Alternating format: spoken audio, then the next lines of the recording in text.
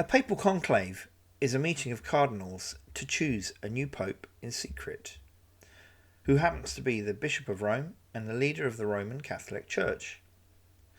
But what has scheming, political machinations and outright intimidation got to do with this? Well, historically, popes were very political, stoking wars and not above excommunicating anybody who crossed them. The Holy See, now based in the Vatican City, is now an independent city-state.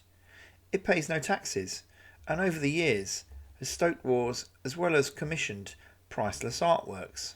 We're going to an era where Europe was divided into two groups: Guelphs, who were for the Pope, pro-Pope, and Ghibellines, who were pro-Emperor and anti-Pope. At this time there were limited rules on the conclave, so the cardinals were subject to a lot of political lobbying due to the political influence of the Pope. We join the story when the Vatican had recently allied with Charles of Anjou, French king, to oppose Manfred, king of Sicily, the illegitimate son and Hohenstaufen heir of Holy Roman Emperor Frederick II. Manfred was killed at the Battle of Benevento in 1266, and Charles of Anjou was crowned Angevin king of Sicily by Pope Clement IV in 1266.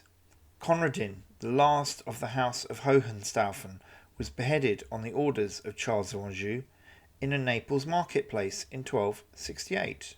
Within a month of the death of Conradin, Pope Clement IV died near Viterbo in the Lazio region, but crucially outside of Rome. He was fearful of attending Rome. If the Pope died outside of Rome, then the vote for the new Pope had to take place in that location. And on this occasion, this was at Palazzo dei Papi, Viterbo. The Papal Conclave, a 20-strong group of cardinals, was divided between the French Angevin cardinals, who wanted Charles of Anjou to invade Italy, and the other mainly Italian cardinals who were opposed to this invasion. It is thought there were 6 or 7 French Angevin cardinals, while the Italian group had 10 or 11. But the Italians were divided into 3 factions: Ghibelline, Orsini and Annibaldi factions, and 2 died in the conclave process. It all started so well. The cardinals began voting once a day in the palace at Viterbo.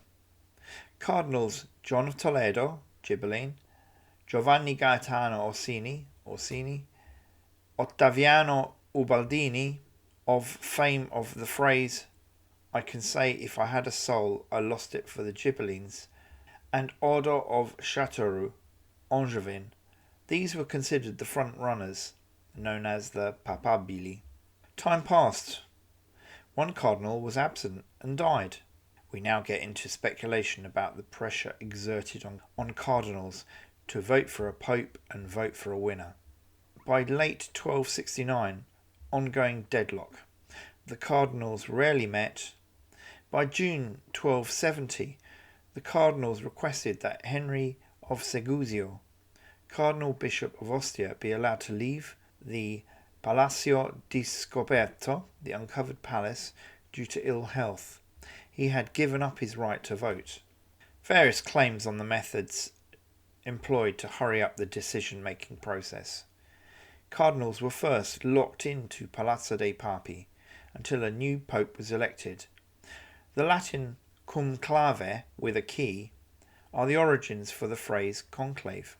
Cardinal John of Toledo requested the roof to be removed to make conditions more uncomfortable. Charles of Anjou, a regular visitor to Viterbo during the election, ordered the cardinals to be fed reduced rations. In September 1271, Philip III of France forced the issue. The cardinals agreed to abide by a committee of 6, 3 from each side. The committee eventually chose Teobaldi Visconti, an Italian from Piacenza, as a compromise. Now, Teobaldo Visconti was not a cardinal. He was away as the Pope's representative on the Crusades. Visconti eventually reached Viterbo in February 1272. He was quickly ordained a priest and then consecrated a bishop and crowned Pope on 27th of March 1272, taking the name Gregory X. This had been the longest papal election in history, lasting from 1268 to 1271. Charles I of Anjou and Philip III of France were blamed for exerting pressure on cardinals. The legacy of this incident caused rules to be drafted for future papal conclaves, and this happened in 1274. Future conclaves required the cardinal electors to be secluded for the entirety of the meeting. Meals were passed through a small opening, and the rations were to be reduced to a single meal at the end of 3 days, or bread and water, with limited wine after 8 days. Click here to get even closer to Italy and Sicily.